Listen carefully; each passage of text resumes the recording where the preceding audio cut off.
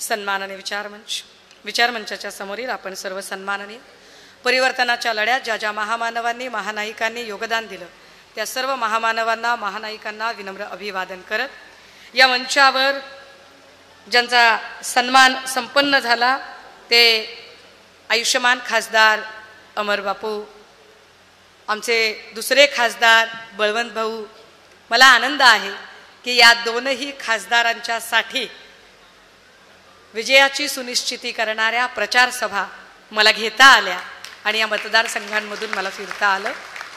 ज्यांनी अत्यंत सद्भावनेने आणि अत्यंत स्पिरिच्युअल वातावरणामध्ये माझ्यासाठी मंगल कामना व्यक्त केल्या त्या आयुष्यमती यशोमती ताई आणि जे अजून एक खासदार जे शिवसेनेची मशाल इथं तेवत राहावी यासाठी संपर्क नेत्याच्या भूमिकेत आहेत असे खासदार अरविंदभाई सावंत, मंचावर उपस्थित सर्व शिवसेनेचे पदाधिकारी ज्यांच्या प्रयत्नातनं हा अतिशय सुंदर देखणा कार्यक्रम इथं संपन्न होत आहे ते जिल्हा प्रमुख आयुष्यमान सुनील खरातेजी, सर्व इलेक्ट्रॉनिक तथा प्रिंट माध्यमांचे प्रतिनिधी, भावांनो आणि बहिणींनो. चॅनलवाले फार फोन करत आहेत गेल्या 5-10 मिनिटांपासून. विनंती असेल की ज्यांचे लाईव्ह युनिट आहे त्यांनी चालू ठेवायला हरकत नाही. महत्त्वाचं बोलणार आहे. खरं तर काहीतरी वेगळं बोलायला आले होते परंतु 5-10 मिनिटापूर्वीचं एकदम वातावरण चेंज झालं आणि त्यामुळे हे बोलणं भाग आहे, बोललं पाहिजे. मी मगाचपासून खूप स्त्रियांबद्दल बोललं गेलं. स्त्री ही क्षणाची पत्नी असते, अनंतकाळची माता असते. स्त्रीला अवलामान्य नामर्दपणाचे लक्षण आहे. स्त्री ही जिच्या हाती पाळण्याची दोरी ती जगाचा उद्धार करी. जिसके हाथ में पालने की डोर है पूरे जग की आशा है उसकी ओर है. एक स्त्री शिकली की अख्खं घर शिकतं. शिकलेली आई घर पुढे जाई. हर कामयाब मर्द के पीछे एक औरत का हाथ होता है. Blah blah blah blah blah blah blah blah. खूप काय काय काय काय काय होते माहिती आहे का. हे सगळं चांगलं चांगलं ऐकलं ना की आपल्याला वाटते हमने शायद बहुत बड़े पुण्य किया है जो हम स्त्री के जन्म से आई है. आज स्त्रियांचा सन्मान आहे आणि स्त्रियांच्या सन्मानाच्या साठीचा हा उपक्रम आहे. माय माऊल्यांनो, अगदी मनापासून म्हणजे इकडच्या पुरुषांनी सुद्धा ज्यांना आई आहे, ज्यांना बहीण आहे, ज्यांना मुलगी आहे, ज्यांना पत्नी आहे त्या सगळ्यांनीही मायबापाच्या इमानदारीनं आपल्या अंतःकरणावर हात ठेवून एक उत्तर द्यावं. तुम्हाला असं वाटतं का तुमच्या आईने, तुमच्या बहिणीने, तुमच्या पत्नीने, तुमच्या मुलीने हातात ज्या काही बांगड्या घातल्या त्या कमकुवतपणाचं प्रतीक आहे? बहिणींनो, तुम्हाला असं वाटतंय का? आवाज कमी आला मला, गप्प बसल्या. बांगड्या या दुर्बलतेचं प्रतीक वाटतंय का? बांगड्या म्हणजे बांगड्यांचा संबंध मर्दानगीशी वगैरे जोडायची गरज वाटते का? इकडचे जरा गप्प बसलेत, मला पुढचं महत्वाचं बोलायचंय. इकडचे सगळे पुरुष काय जरा आवाज येत नाहीये मला, काय वाटतंय? अरे मोठ्या आवाजात दादा हो, हात उंचावून. इकडचे मधल्या रो मधले बांगड्या मा जिजाऊंनीही घातल्या होत्या, बांगड्या मा सावित्रींनी घातल्या होत्या, बांगड्या मा रमाईने घातल्या होत्या. बांगड्या या राज ठाकरे असतील किंवा सन्मान्य पक्षप्रमुख उद्धव ठाकरे असतील, या दोघांना अत्यंत प्रेमाने घास भरवणाऱ्या आणि मातोश्रीवर आल्यानंतर तितक्याच प्रेमाने एकनाथ शिंदेंना सुद्धा घास भरवणाऱ्या स्वर्गीय मासाहेब मीनाताई ठाकरेंनीही घातल्या होत्या.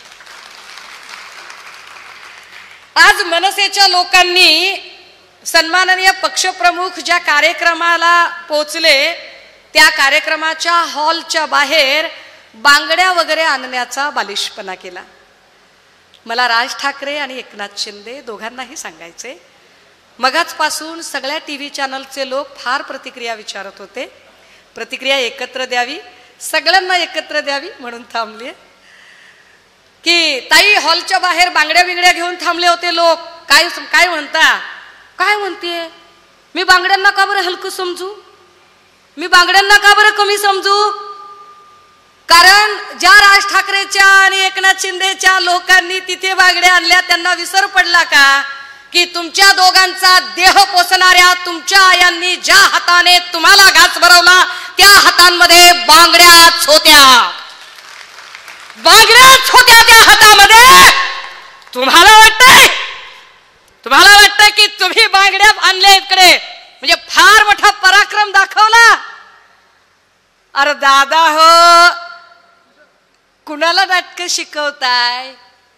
अख्ख्या मराठवाड्यात ज्या राज ठाकरेंना फिरायला लोकांनी जागा ठेवली नाही, जाल तिथे नाकेबंदी केली, तुम्हाला तुमचा दौरा गुंडाळावा लागला.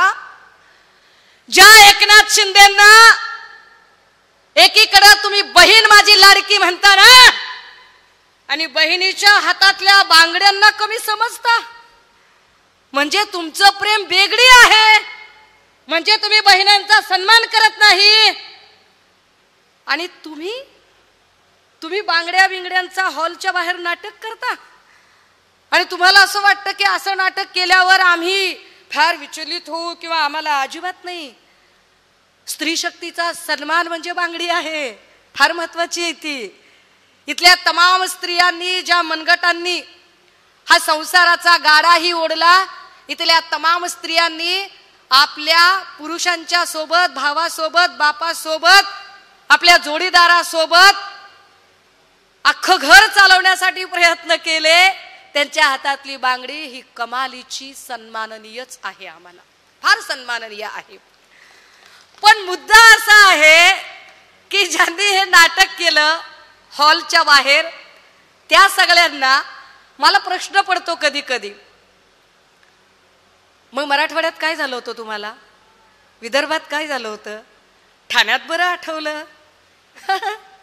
ठाण्यात तुम्ही तुमच्या कंट्रोल सिच्युएशन मध्ये जिथे एकनाथ शिंदेची तुम्हाला मदत मिळू शकते, म्हणजे एक उपकंत्राटदार फ्रस्ट्रेट होतो आणि मुख्य कंत्राटदाराकडे तक्रार करतो.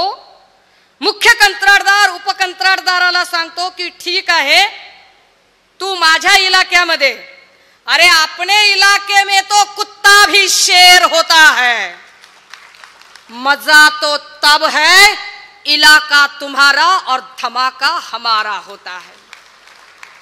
आणि सुषमा अंधारे ती ताकद ठेवते. तुमच्यासारख्या भ्याड गोष्टी करायला, खरं तर मला काल जेव्हा घटना घडली एक की कोणीतरी काय सुपाऱ्या बिपाऱ्या असल्या गोष्टी केल्या, तो मी स्वतः माध्यमांना कालही म्हटलं, मला वाटतं सकाळी म्हटलं की अरे ही गोष्ट अशी नाही करायला पाहिजे, कुणीच नाही करायला पाहिजे. आपण मुद्द्यांचा वाद मुद्द्यांनी केला पाहिजे, प्रतिवाद केला पाहिजे. मग मला आज माध्यम विचारायला लागले संदीप देशपांडे असं म्हणले तसं म्हणले. कोण संदीप देशपांडे, कोण संदीप देशपांडे?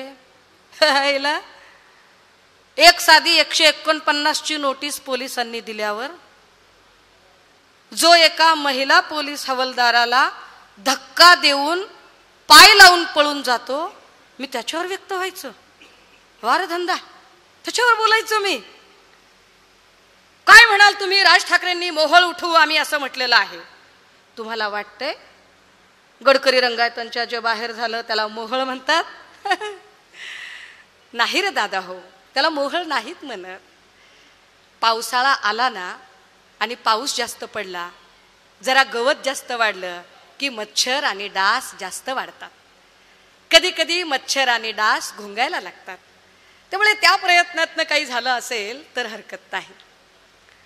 हा, पण या सगळ्यांच्या मध्ये ज्यांना असं वाटत असेल की आपण फारच मोठा तीरवीर मारलाय, असे काही पेड लोक असतात. अशा सगळ्या पेड लोकांना एक सांगितलं पाहिजे. मगाशी यशोमतीताई सांगत होत्या की आमची प्राजू सांगत होती, प्राजक्ता माझी मैत्रीण आहे जी मगापासून सूत्रसंचालन करते, की इकडे समई पेटली होती आणि समईची बघता बघता मशाल झाली आणि हा शुभ संकेत आहे असं यशोमतीताई म्हणाल्या की हा शुभ संकेत आहे की मशाल पेटली, समईची मशाल झाली, ती मशाल महाराष्ट्रभर पेटणार आहे. कदाचित त्यामुळेच एकनाथ शिंदे असतील किंवा देवेंद्र फडणवीस असतील फार डेस्परेटली प्रयत्न करत आहेत. फ्रस्ट्रेशन प्रचंड आहे. किती फ्रस्ट्रेशन असावं की ज्यांना आली आहे मतांची कडकी आणि महाविकास आघाडीमुळे ज्यांच्या उरात भरली धडकी त्यांना आता वाटते बहीण माझी लाडकी. कमाल आहे.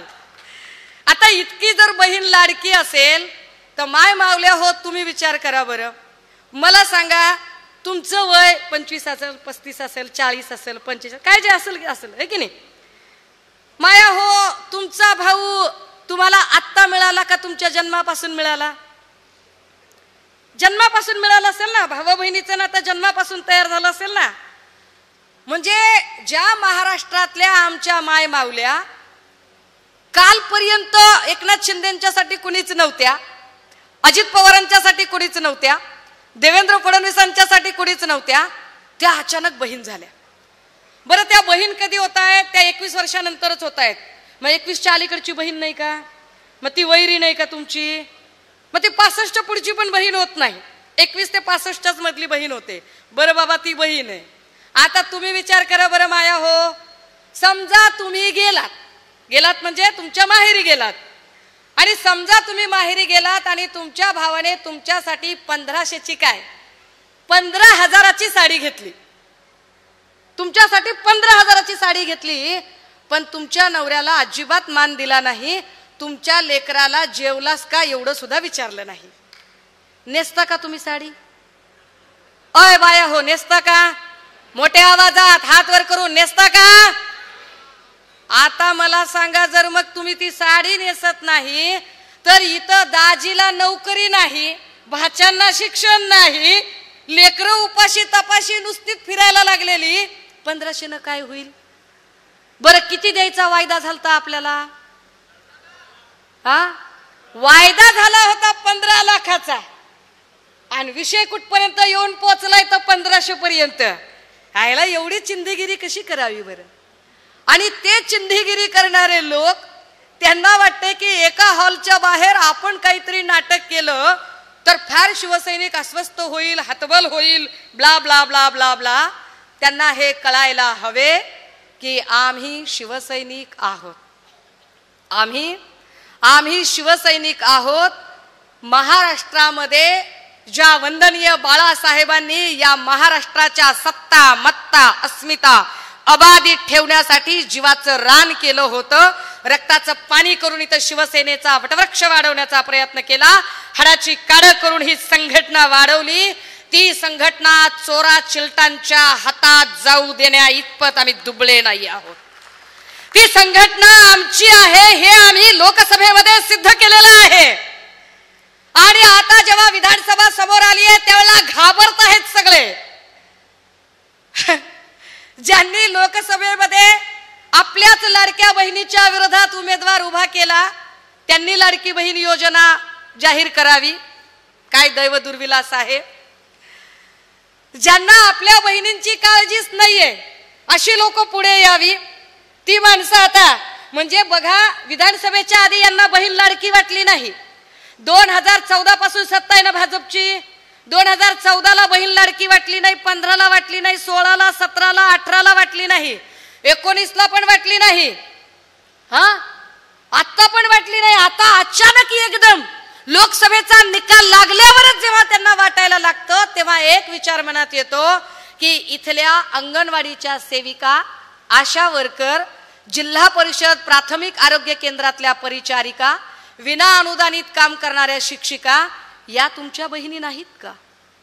त्यांच्या हक्काचा पगार तुम्ही देत नाही. तुमच्या योजनेची भरती करण्यासाठी अंगणवाडी सेविका आणि आशा वर्कर साठीचा निधी तुम्ही वळता करता, त्या निधीतनं तिकडचं पेमेंट करायचा प्रयत्न करता आणि तुम्हाला वाटतं की तुम्हाला कोणी बोलणारच नाही. राज ठाकरेजी, एकनाथ शिंदेजी, मला आपल्याबद्दल अपार सहानुभूती आहे. आज सुद्धा आपल्या माणसांनी केलेला बालिश प्रयत्न माझ्यासाठी कमालीचा हास्यास्पद आहे. कारण राज ठाकरेजी, मी तुमच्यावर तर अजिबातच व्यक्त होणार नाही. मी खूप आधीच सांगितलं की मला एकदा बोलायचं होतं आणि मी ती बोलले. आणि मी बोलताना इलाके शोधत नाही बरं का, कंट्रोल सिच्युएशनचे. मी बोलताना म्हणजे हा माझा इलाका आहे का, माझ्या खासदाराचा आहे का, माझ्या आमदाराचा आहे का, माझी माणसं अवतीभोवती आहेत का, हे मी शोधत बसत नाही. कारण माझं कायम म्हणणं असतं की कळप लांडग्यांचे असतात, वाघीण एकटीच येते. ताकदीनं लढतो आम्ही. पण तुम्ही ज्या पद्धतीने एक खेळ करू पाहिला, सकाळी नितेश राणे सारखा एखादा माणूस अत्यंत गलिच्छ भाषा करतो, आंदोलक मराठा आरक्षणातला असेल, धनगर आरक्षणातला असेल, ओबीसी आरक्षणातला असेल, आंदोलक कुठल्याही आरक्षणातला असेल किंवा अजून कुठल्या मागणीसाठीचा असेल, आंदोलन करणं हा त्याचा संविधानिक अधिकार आहे. आणि त्या संविधानिक अधिकाराने जर तो आंदोलन करत असेल तर त्याच्याशी योग्य ती चर्चा करणं ही सरकारची जबाबदारी आहे. तुम्ही चर्चेची जबाबदारी नाकारता आणि त्या चर्चा करण्याच्या ऐवजी तुम्ही उपकंत्राट देता आणि उपकंत्राटदारांना राज्यभर फिरवता आणि राज्यभर त्यांच्याकडून सामाजिक तेढ निर्माण करेल अशी वक्तव्य घडवता. मराठा साळी, माळी, कोळी, तेली, तांबोळी, आतार, सुतार, लवार, कुंभार, बागवान, बेरड, बेस्तर, बेलदार, रामोशी, घिसाडी, कैकाडी, पारधी, कंजारभाट, लाड लक्ष्मी, माकडवाले, अस्वलवाले, जगवाले, आराधी, भराडी, गोंधळी, चित्रकथी, सिक्कलगार, छप्परबंद, कितीतरी जाती. या सगळ्या जातीतली गावगाड्यातली माणसं गावामध्ये गुन्ह्या गोविंदाने नांदतात, नांदायची. पण फडणवीस साहेब तुमच्या अतिरेकी महत्वाकांक्षेपोटी तुम्ही या सगळ्या जातींमध्ये विष पेरायचं काम केलं. मी ओबीसी प्रवर्गातली आहे. फडणवीस साहेब तुम्ही विष पेरताय. सकाळी नितेश राणे जे बोलला ते विष पेरणारच बोलला, स्क्रिप्ट तुमची आहे. काल परमवीर सिंग जे बोलले स्क्रिप्ट तुमची आहे. कारण जो परमवीर सिंग माननीय न्यायालयाच्या समोर शपथपत्र दाखल करून सांगतो की माझ्याकडे कुठलेच पुरावे नाहीत अनिल देशमुखांच्या विरोधात, मी ऐक्यू माहितीच्या विरोधात वर बोललो होतो, माझ्याकडे पुरावे नाहीत, तो परमवीर सिंग अचानक 3 वर्षानंतर सांगतो की होय होय माझ्याकडे पुरावे आहेत, वेळ आल्यावर दाखवेन. ज्या अर्थी परमवीर सिंग म्हणतो की माझ्याकडे पुरावे आहेत, वेळ आल्यावर दाखवेन, पुरावे तर नाहीत त्या पठ्ठ्याकडे, पण जर एका मिनिटासाठी खरं धरलं की बाबा त्याच्याकडे पुरावे आहेत तर न्यायालयाला का दिले नाही? याचा अर्थ त्याने न्यायालयाचा अवमान केला, उल्लंघन केलं, न्यायालयासमोर त्याने खोटं शपथपत्र दाखल केलं. मग परमवीर सिंगावरती सुमोटो दाखल करत का त्याची न्यायालयीन कस्टडी मागू नये? पुन्हा न्यायालयाने त्याला कस्टडी घेतली पाहिजे की न्यायालयाचा अवमान केलाय त्या माणसाने? परमवीर सिंगांची स्क्रिप्ट फडणवीस साहेब आपण लिहिता. मी फार आरपार बोलते, फार स्पष्ट बोलते. ताकाला जाऊन भांड लपवायची माझी सवय नाही, कारण तुम्ही आज मर्यादा ओलांडल्या आहेत. स्त्री शक्ती सन्मान सोहळा आहे. मी एक स्त्री आहे, मला त्याचा अभिमान आहे. मी कधीही स्त्री असण्याचं विक्टिम कार्ड खेळलं नाही, कुठल्याही स्त्रियांनी ते खेळू नये. मी नागरिक आहे, सजग नागरिक आहे. मला माझ्या लढण्याची माझं कौशल्य माझ्याकडे हस्तगत आहे. मला माझी लढाई लढता येते.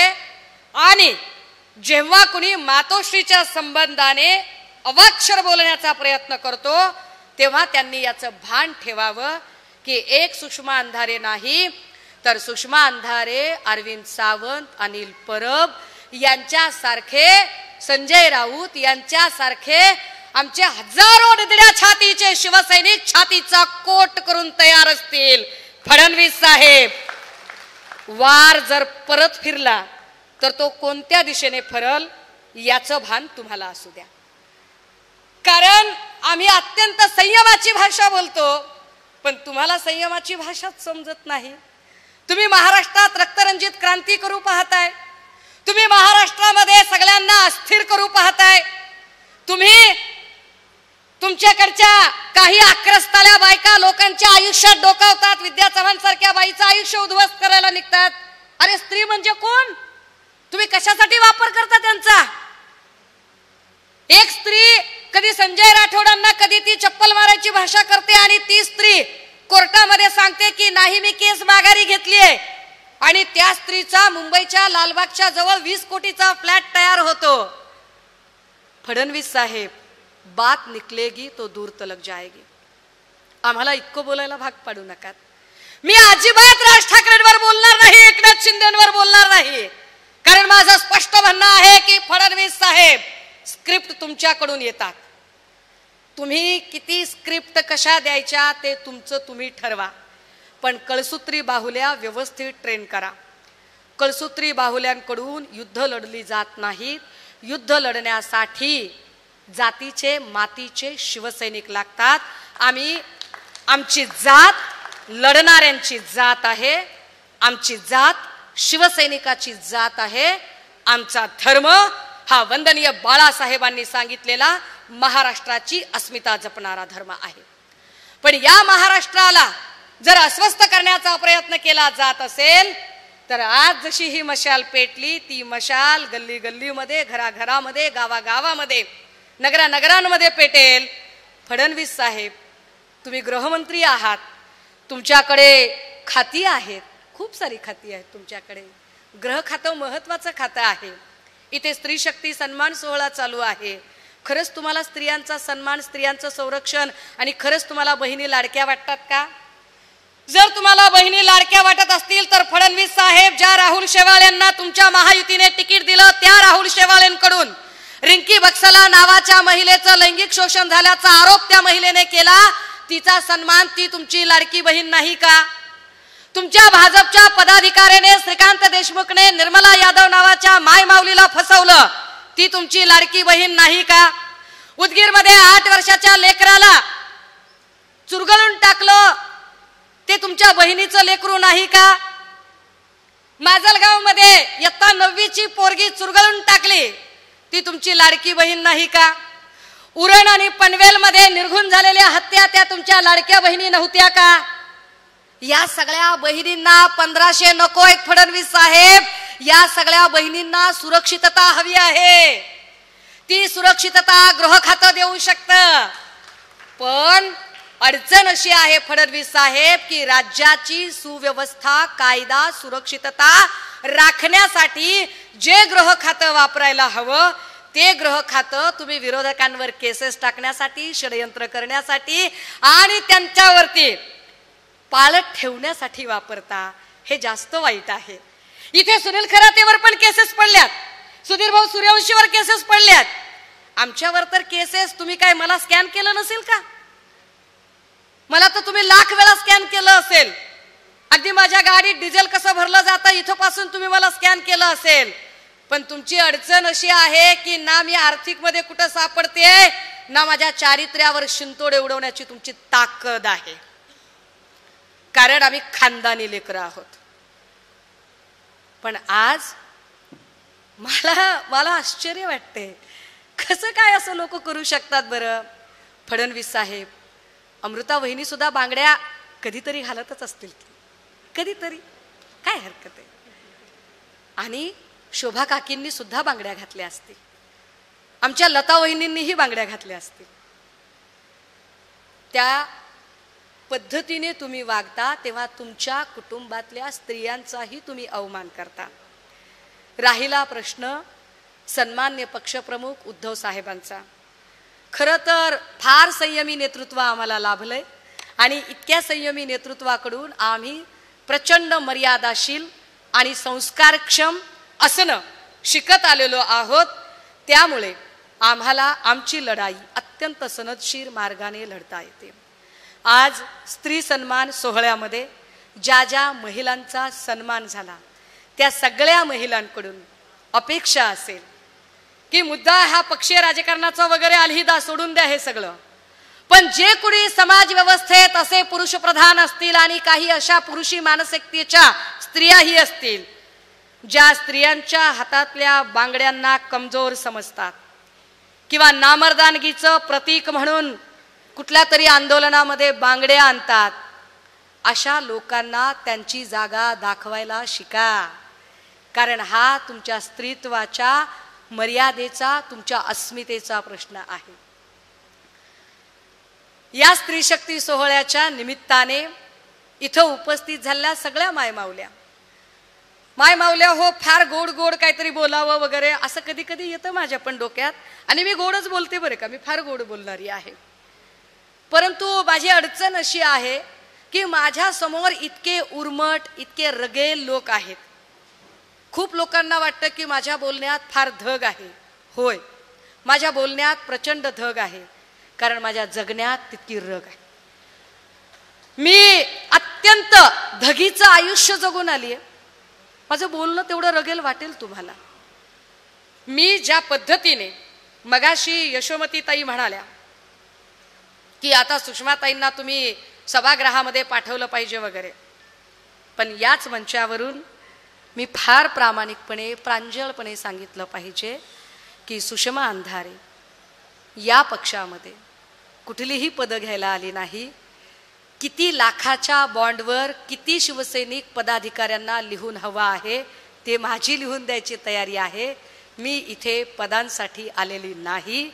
मी सन्माननीय पक्षप्रमुख उद्धव साहेबांची बहीण म्हणून आणि मातोश्रीची लेक म्हणून राहण्यासाठी आलेली आहे.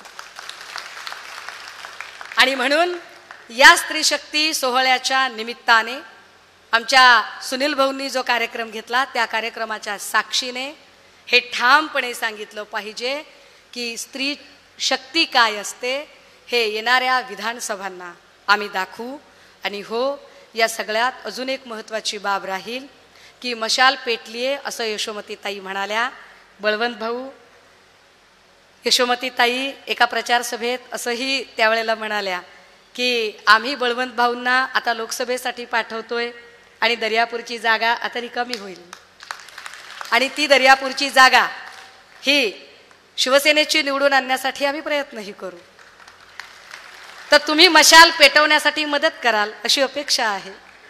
इवन बडनेरात सुद्धा मशाल पेटवण्यासाठी तुम्ही मदत कराल, कारण आपण महाविकास आघाडी आहोत. महायुतीमध्ये एकमेकांचे कपडे फाडायचा कार्यक्रम होतो. महाविकास आघाडीमध्ये हातात हात गुंफून एकीची ताकद दाखवण्याचा प्रयत्न होतो. त्यामुळे या जागा अर्थात महाविकास आघाडीचे नेते जो निर्णय घेतील तो आम्हाला शिरसावंदी आहे. मात्र शिवसैनिक म्हणून महाविकास आघाडीकडे आमच्या वतीने आमच्या पक्षप्रमुखांनी हा प्रस्ताव ठेवावा, ही मागणी अत्यंत नम्रपणे आम्ही या मंचावरून नक्कीच करू शकतो. ते आम्ही करायला हवी, कारण आमच्या सगळ्या शिवसैनिकांच्यासाठी लढणे महत्त्वाचे आहे. आम्ही ते लोक नाही आहोत की नेमक्या निवडणुका आल्या की कुणाला तरी बिनशर्त पाठिंबा देऊ. आम्ही लढणारे लोक आहोत. आम्ही बिनशर्त पाठिंबा वगैरे असं काही नाही. तर आम्ही 5-5 वर्ष काम करतो. आम्ही मतदारसंघ बांधतो, संघटना बांधतो आणि निवडणुकीमध्ये आम्ही आमचं जे स्पिरिट आहे ते स्पिरिटही दाखवतो. पुनश्च एकदा खरातेजी आपल्याला खूप खूप अभिनंदन, शुभेच्छा. सर्व पुरस्कारार्थींना खूप खूप शुभेच्छा, अभिनंदन. कुणाच्याही भावना दुखावण्याचा माझा अजिबात हेतू नव्हता. पण चुकून माकून जर कुणाला वाईट वाटलं असेल, भावना दुखावल्या गेल्या असतील, चुकून माकून कुणाचा अपमर्द झाला असेल, कुणाचा लांबून लांबून का होईना मन दुखलं असेल, तर अशा सगळ्यांची, सभागृहातल्या बाहेरचे अगदी मुंबईपर्यंतचे ज्यांची कोणाची, तर त्याला माझा नाईलाज आहे. मला असंच बोलायचं होतं आणि मी असंच बोलणार आहे. माझी बोलण्याची भाषा काही बदलू शकत नाही. मला माझ्या बोलण्याबद्दल कुणाचीही माफी मागावी असं अजिबात वाटत नाही. पुनश्च एकदा सूत्रसंचालिका असणाऱ्या प्राजक्ता मशीदकर यांचे आणि आयोजक सुनील खराते आणि त्यांच्या सगळ्या टीमचे खूप खूप आभार.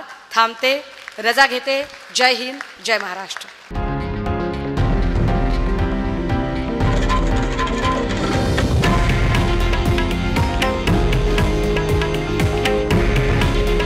हे आहे देशातील नंबर 1 न्यूज नेटवर्क आणि आपण पाहत आहात TV9 मराठी.